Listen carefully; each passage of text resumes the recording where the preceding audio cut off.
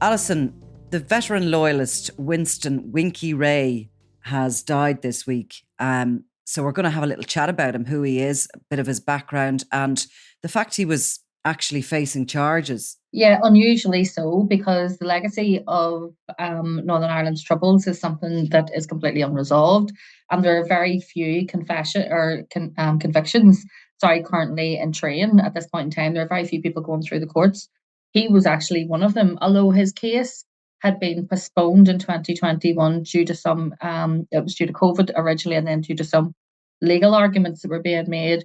He wasn't in the greatest of health anyway. I think he would have been about 72 at the time of his death. But he was a very significant character in loyalism at one point, and he was indeed facing charges connected to the murders of two completely innocent Catholic men who were shot in the early 1990s. So I'm looking at a picture of him, and he definitely does not look too healthy. This was obviously taken recently. He's photographed at the Northern Ireland Supporters Club on the Belfast Shankill Road. Yeah, not a healthy man. Now, his wife died just a week earlier, Liz Rea, on November 23rd. And I think, was he unable to attend the funeral? He wasn't at the funeral, and she herself, Liz Rea, her maiden name is Spence, and she's actually the daughter of Gusty Spence, the notorious loyalist leader, the man who read the loyalist ceasefire statements. So she came from those sort of loyalist circles herself. But no, he's been in ill health anyway for quite some time. But that wasn't solely down to the delay in this conviction, which I think has been going through the court since about 2017 or something. It's been going on for a very long time. Um, but the argument that the defence were making was that the tapes couldn't that were using a confession. So to go right back to the beginning, Yeah, exactly. Let's start at the beginning with him. to go back to the beginning, Winston Rea was a member of the Red Hand Commando, which was a faction, if you sort of like, of the UVF. And at one time, they would have claimed killings carried out by the UVF, or would have carried out killings themselves. And they also worked in quite closely with other loyalists as well. So he was a Red Hand Commando leader. He way back, we're going back now, probably maybe 15 years ago, he made and took part in an oral history project, which turned out to be very controversial. He spoke about his life in loyalism, and he confessed during that time to his participation in a number of crimes, including the organising the murders of two Catholic men. One was a man called John Devine, who was murdered in July 1989, and the other one was a taxi driver called John O'Hara, who was murdered in April 1991. He was also charged with threatening to kill the LVF leader Billy Wright. So he talks quite freely on these tapes because he was wrongly told that this tape would remain secret until after his death, and then would be released as part of this oral history project. That was utter nonsense. There was no such assurance. What the college, it was Boston College in America that were storing them. Boston College had told the project directors that they could only protect the participants to the extent of American law. This wasn't fed then down to the other people who took part in it. So we've already had what was the attempted prosecution of a guy named Ivor Bell, who was a former IRA leader. He ended up, because he had dementia, there was a sort of trial of facts took place in his absence based on his confession as part of this oral history project, these sort of terror tapes. And Winston Rea was also then being prosecuted for what he said in these tapes.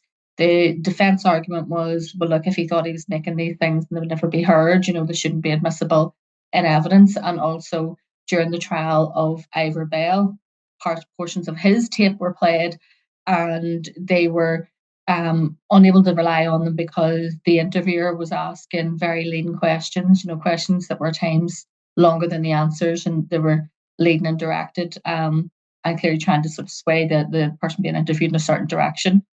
The Loyalist tape, so there was a Republican aspect to this oral history project, and there was a Loyalist aspect to it.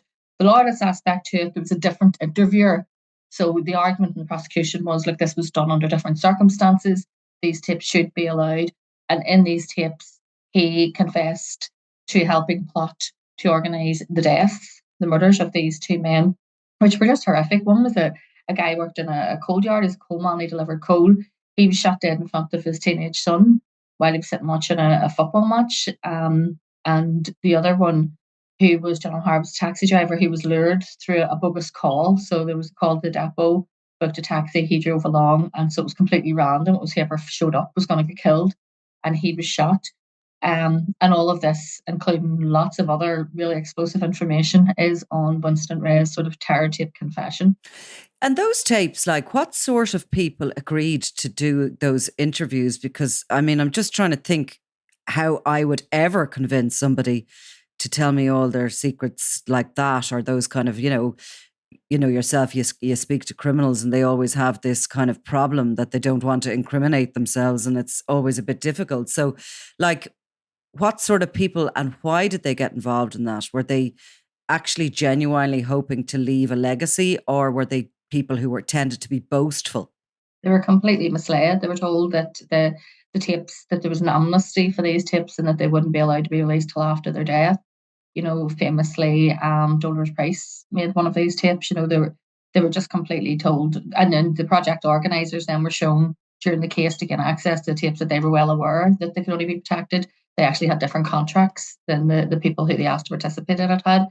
On the Republican side, the people who took part in it were people who you would consider to be off message. Let's say people who had fallen out with Sinn Féin, people who would be considered probably to be on the sort of dissident end of the Republican sort of family. A lot of them were ex-prisoners.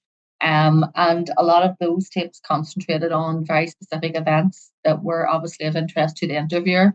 A lot of them centered around the murder of Jean McConville, and people were asked leading questions, including one fella who I think was about 13 or something at the time of Jean McConville's death. It was the thing was a shambles. It really was. It's now held up as an example of hard not to do oral history. And universities actually teach hard not to do it based on this. The shambles that this was.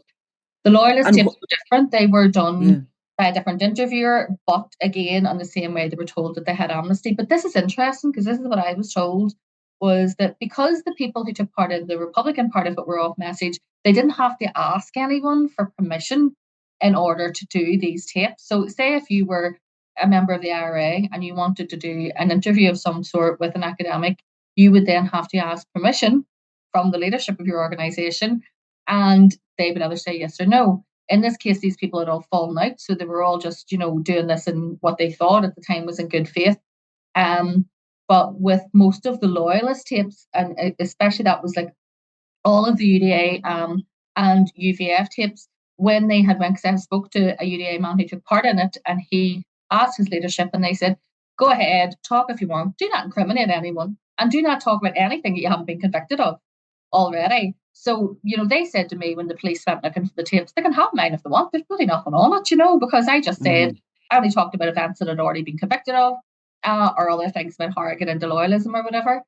Now you can see how this played out, because there was a book that was made based on these tapes. One was based on Brendan Hughes's tape confession, famous, IRA man, former hunger strike.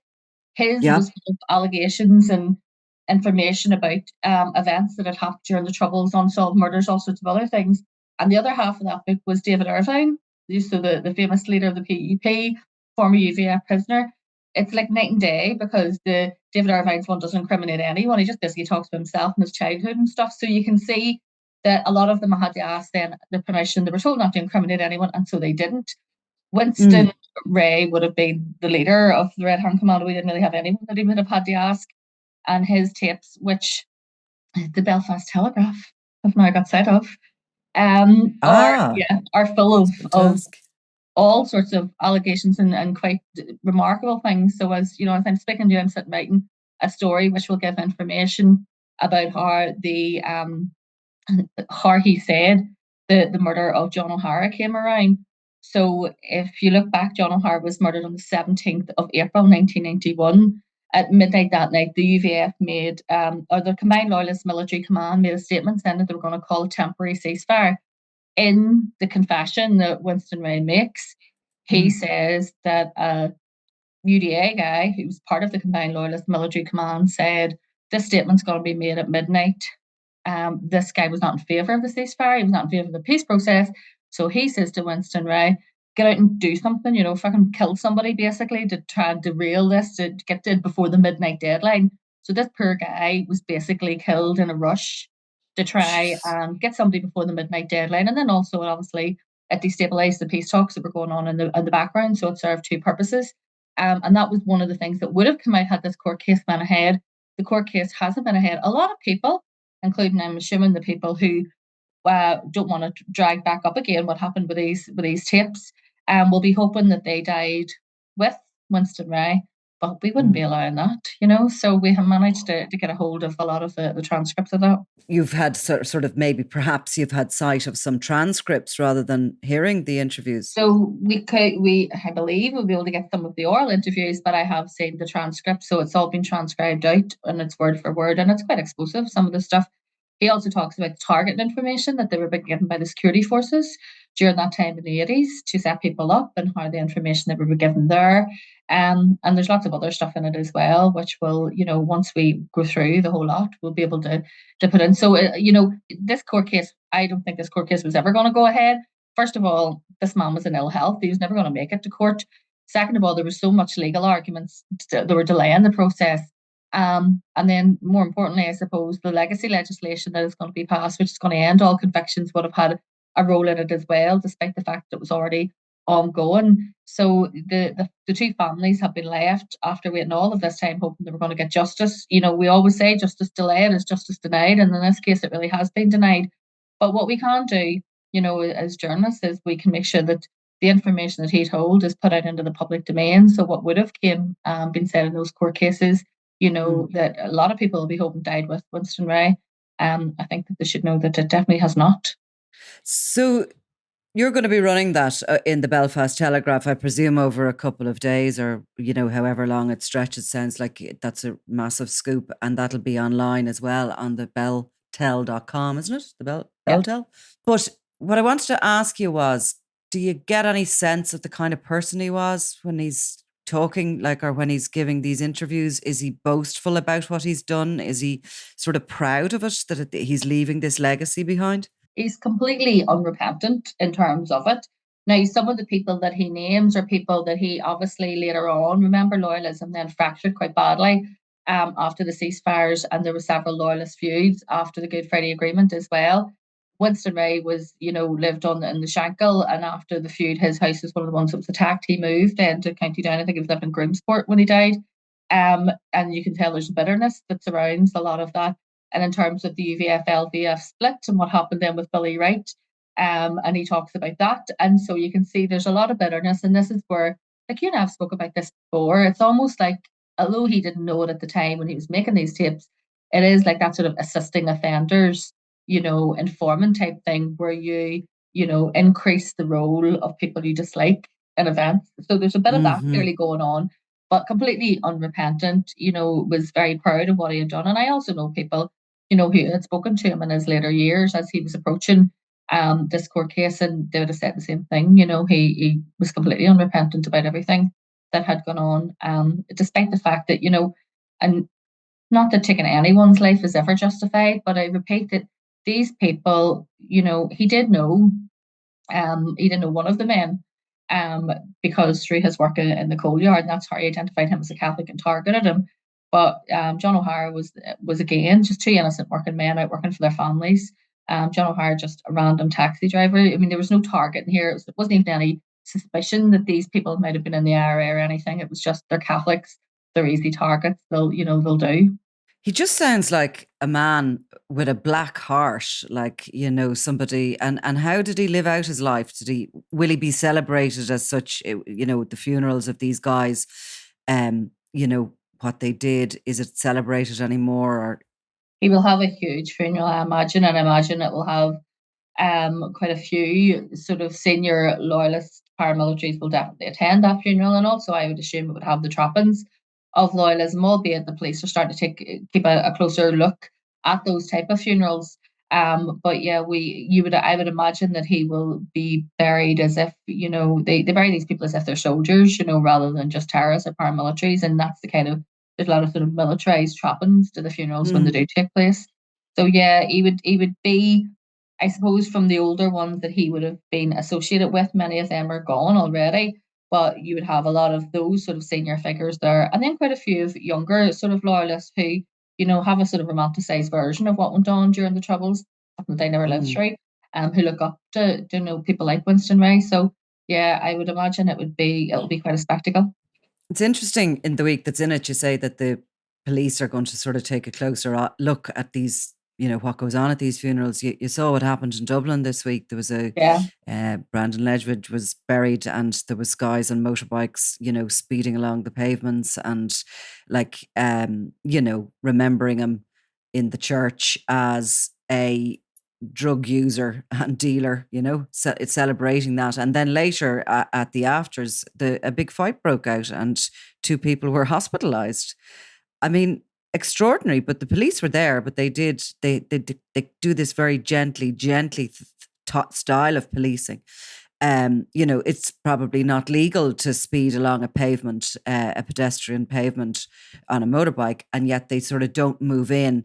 The thinking behind it is, it's sort of going to cause probably more trouble than it's worth. But it's interesting. Are they going to allow these things continue, or can they move in a little bit on them? Or The PSNI called it least worst option policing. So better to let it go ahead. And what they'll do is they will put, Land Rovers for cameras, or they will put police officers for cameras, and they'll film it and then maybe go back and look at prosecutions afterwards. They don't interfere or charge on funerals. And I mean, you can tell why. Funerals are very sensitive. We have something that went on here for a long time during the 80s and into the 90s. Used to call the Battle of the Funerals, where, when there was senior IRA people who had been killed, and they would come out with the trappings with the flag and the berry and the gloves and the coffin. The RUC would swoop in and try and remove them, or try and arrest the people that were doing the colour party. And they caused, days of riots. There was occasions when, funerals just didn't go ahead. They were postponed and postponed, and every day it was postponed, and the next day another 2,000 people showed up, and the next day another 2,000 people showed up, until they became, as at one stage it was the funerals were almost as big a story as the murders or the killings themselves. And we had seen that right up until you got to the funerals of the Gibraltar Three. It was only around then that we seen with the people who were killed in Milltown. There was a very hands-off approach from the police, until obviously mm, two soldiers drove into the cortege. Maybe that's a podcast for another day. But we have seen those paramilitary style funerals happen more and more, because these people are getting to a certain age. Let's face it, they're dying on a fairly regular basis. Some of them leave word saying, "Look, I don't want any of that. I just want, a normal funeral with my family." And some of them leave word saying, "I want the whole thing. I want the whole shebang." And some of them you think about this, some of their relatives, as in sons and grandsons, might have then went on to join paramilitary organizations themselves. And so we also see, them then maybe a different organization organizing the funeral. We're still seeing shots being fired over coffins or over pictures of people. And then we're seeing the sort of trappings in terms of the colour parties. I would say Winston Rea will definitely have a loyalist funeral of sorts. What degree that'll be to will really be down to his surviving family. He does have children, but as I said, his wife died last week. They've had two bereavements in a very short space of time. It'll really come down to what they want and what his wishes were. I'm assuming this man he's been unwell for a very long time. He may well have left instructions as to how he wants his funeral to go ahead. But I'm writing about this, and we know that the focus is on them. And I was thinking this morning, and I have spoke to one of the relatives of one of the people who he had been charged with helping to plotting to murder. And you think of them today. They've never got any mm, justice. They lost a loved one, and um, they lost a very both loving fathers, really hardworking people, the breadwinners in their family as well. And left in dire circumstances. There's a lot of questions that arise about what people knew about this prior to this, if these killings could have been prevented. And obviously Winston Rea talks a lot about what we would consider now collusion, as its security forces given him names and addresses and targeting information of people. And they're just left now high and dry. I mean, this has been going on for years, and their hopes mm, were built up, and they really did think that there was a chance that they would get a prosecution. Even if he was prosecuted, the most he could serve in jail was 2 years because of the Good Friday Agreement anyway.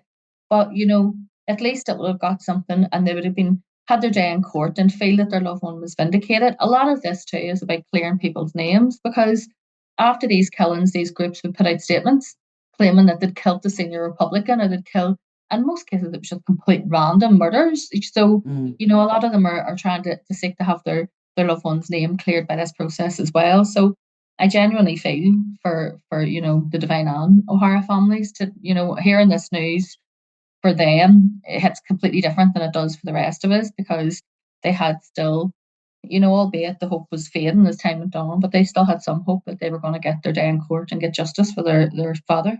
His full name, of course, is Winston Churchill Rea. His parents obviously had high hopes for him. It just said another detail too about John O'Hara.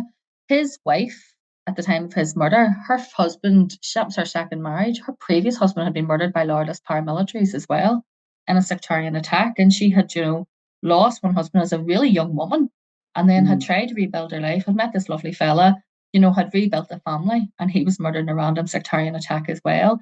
You just think of the grief heaped upon trauma, and how those people feel. But I mean, these are details, I suppose. I'm sitting here because I'm actually writing this, and I have lost lives sitting in front of me, this huge tomb full of, every death that happened during the Troubles. And there's times I have to stop myself, going down the sort of rabbit hole of it, because you start reading about one death and it links to another, and you just think, even as a journalist, and even as someone who was raised here and brought up here, half of these things I go, I've never heard of this. How did I not know that happened? And and that's the case where Mrs. O'Hara, who lost not one but was bereaved and widowed twice through violence during the Troubles.